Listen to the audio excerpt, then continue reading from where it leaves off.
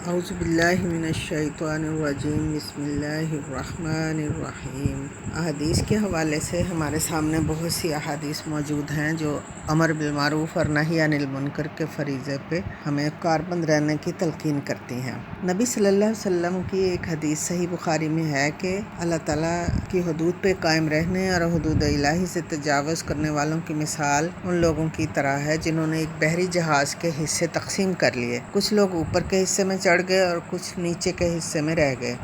جو لوگ کشتی کے نچلے حصے میں رہے وہ اوپر چڑھ کر پانی لاتے تھے،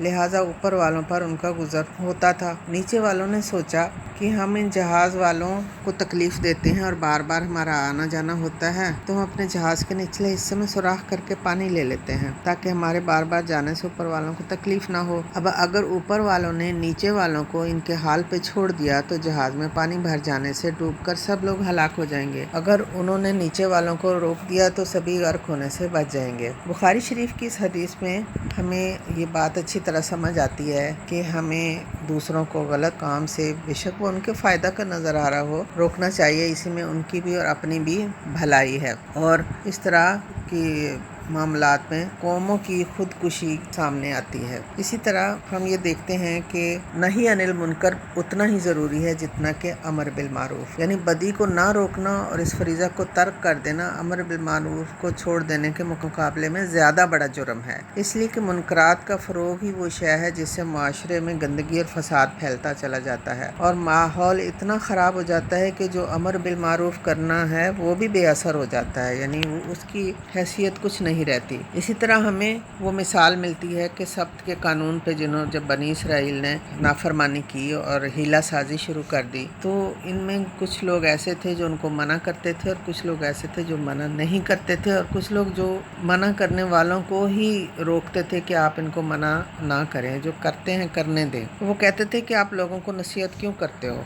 اللہ تو چاہتا ہے ان کو ہلاک کرے یا ان کو عذاب دے۔ ان تینوں گروہوں کا ذکر فرمایا کہ ہم نے ان لوگوں کو نجات دی جو برے کاموں سے روکتے تھے، اور وہ کہتے تھے کہ ہم امر بالمعروف اور نہی عن المنکر دونوں کے لیے ہی ڈٹ کر کھڑے ہو جانے والے ہیں۔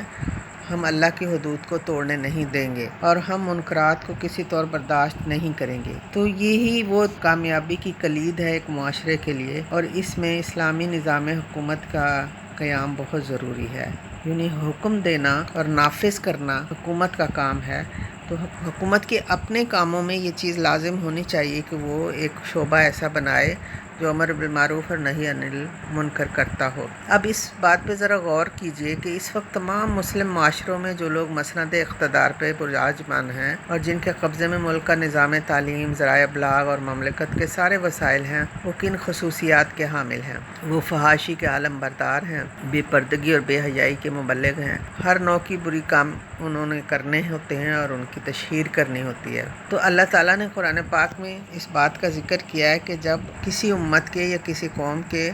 صاحب اقتدار لوگ برے ہو جاتے ہیں تو پھر ان کی تباہی لازم ہو جاتی ہے۔ تو علماء بنی اسرائیل کی روش بھی یہی ملتی ہے کہ نبی صلی اللہ علیہ وسلم کی ایک ارشاد کا مفہوم یہ ہے کہ یہود کے عالموں کا سب سے بڑا جرم ہی یہ تھا کہ جب ان کے عمراء نے غلط کام کرنے شروع کیے تو ابتدا میں تو علماء نے ان کو ٹوکا کہ یہ شریعت کی روح سے برا کام ہے، لیکن وقت کے ساتھ ساتھ ان کے ساتھ مطلب زیادہ تر لوگوں نے مجلسی تعلق بھی قائم رکھا اور ان کے ساتھ کھانا پینا ترک نہ کیا۔ ان عمراء کے دسترخوان کی لذتیں ان کو کھینچ کھانچ کر ان کے پاس لے جاتی رہیں، یعنی یہ اتنی بڑی بات ہے اور اتنی اہم بات ہے کہ عالم لوگ اگر بدکار اور دین کے خلاف ہونے والے لوگوں کو منع نہیں کریں گے اور ان کی مجلسوں میں کھانا پینا جاری رکھیں گے تو ان کو نتیجہ کیا ہوگا کہ وہ خود بھی اسی رنگ میں رنگے گئے۔ یعنی بظاہر یہ کہہ کے جانا کہ ہم ان کو سمجھائیں گے، لیکن ان کے کھانے پینے میں شریک رہنا اور ان کی حکومت کے ساتھ رہ کے مزے اڑانا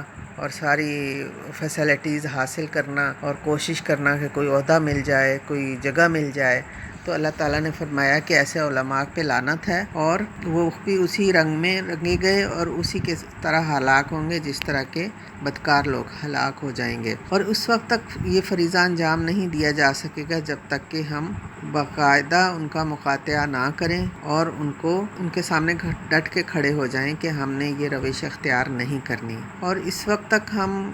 نہی عن المنکر کا فریضہ انجام نہیں دے پا سکتے جب تک کہ ہم ان کے ساتھ پوری کوشش سے اور پوری ہمت سے اور پورے استقامت سے کھڑے نہ ہو جائیں۔ اور اسی بات کا اقرار تو ہم روزانہ کرتے ہیں دعائے قنوت میں کہ وَنَخْلَعُ وَنَتْرُكُ مَن يَفْجُرُكُ، اے اللہ ہم جو بھی تیرا نافرمان اور فاجر و فاسق ہوگا ہم اسے قطع تعلق کریں گے، اسے ہم چھوڑ دیں گے، اسے ہم دلی محبت کا کوئی رشتہ نہیں بنائیں گے۔ اور ہمارا کیا حال ہے کہ ہم نہ انہیں چھوڑتے ہیں اور نہ ہمارے دلی تعلق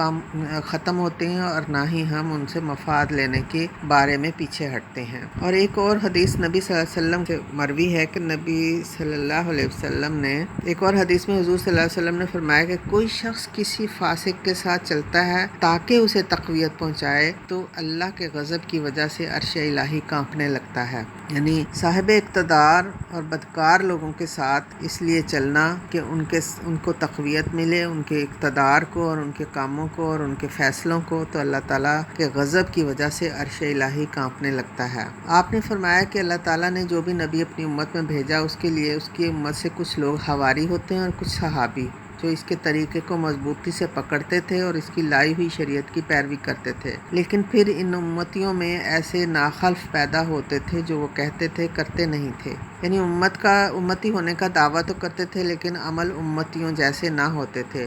اور پھر وقت کے ساتھ ساتھ وہ ان چیزوں سے ہٹتے گئے جن پہ ان کو عمل کرنے کا کہا گیا تھا۔ تو ایسے لوگوں کے ساتھ آپ نے فرمایا کہ جو ایسے لوگوں سے اپنے ہاتھ سے جہاد کرے گا وہ مومن ہوگا، اور جو زبان سے جہاد کرے گا وہ مومن ہوگا، جو دل سے جہاد کرے گا وہ مومن ہوگا، مگر اس کے بعد رائی کے دانے کے برابر بھی ایمان نہیں ہے۔ یعنی کسی کے دل میں نافرمانی کے خلاف کڑن اور نفرت نہیں ہے تو پھر اس کے دل میں رائی کے دانے کے برابر بھی ایمان نہیں ہے۔ یعنی یہ ایک لرزا دینے والا بیان ہے، اور ایسے شخص کے ایمان کی رسول اللہ صلی اللہ علیہ وسلم نفی فرما رہے ہیں جس کا دل بھی منکرات اور ان کے فروغ کو دیکھ کر بے قرار، مضطر اور بے کل نہیں ہوتا۔ ایسے شخص کے بارے میں نبی کریم صلی اللہ علیہ وسلم کا فتویٰ یہ ہے کہ اس کے دل میں رائی کے دانے کے برابر بھی ایمان نہیں ہے۔ تو ہمیں سوچنا ہے کہ ہم اپنی حلقہ احباب میں، اپنے دائرے میں اور حکومتی سطح پہ ہمارے جو بیانات ہیں، ہمارے جو کام ہیں، ہمارے جو معاملات ہیں وہ کس کو تقویت دے رہے ہیں۔ اللہ تعالیٰ سے دعا ہے کہ وہ ہمیں صحیح معنوں میں مسلمان بنائے اور دین حق پہ چلنے کی توفیق عطا فرمائے اور ہمارے لیے آسانی کرے، اور ہم امر بالمعروف اور نہی عن المنکر کے فریضے کو کما حقہ انجام دے سکیں اور ان جو لوگوں کا ساتھ دیں جو یہ کام کر رہے ہیں۔ ایک بات اور یاد رکھنے والی ہے کہ آج کل فتنوں کا دور ہے اور نئے نئے فتنے سامنے آ رہے ہیں، اور یہ بات بھی یاد رکھنی چاہیے کہ ہر بدعتی اور ہر وہ شخص جو دین کو اپنی مرضی سے چلاتا ہے وہ ذہین اور فتین ہوتا ہے، اور اس کی 10 باتیں ٹھیک ہوتی ہیں تو ایک بات غلط ہوتی ہے،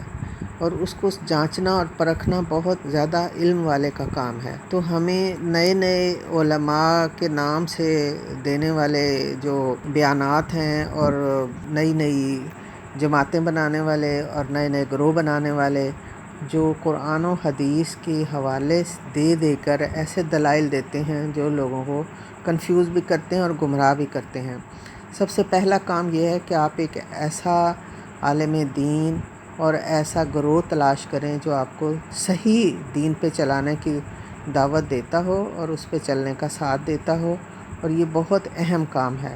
اللہ تعالیٰ سے دعا ہے کہ وہ ہمیں صحیح رہنمائی فرمائے۔ ربنا لا تزغ قلوبنا بعد إذ هديتنا وهب لنا من لدنك رحمة إنك أنت الوهاب وآخر دعوانا أن الحمد لله رب العالمين۔ السلام علیکم ورحمۃ اللہ وبرکاتہ۔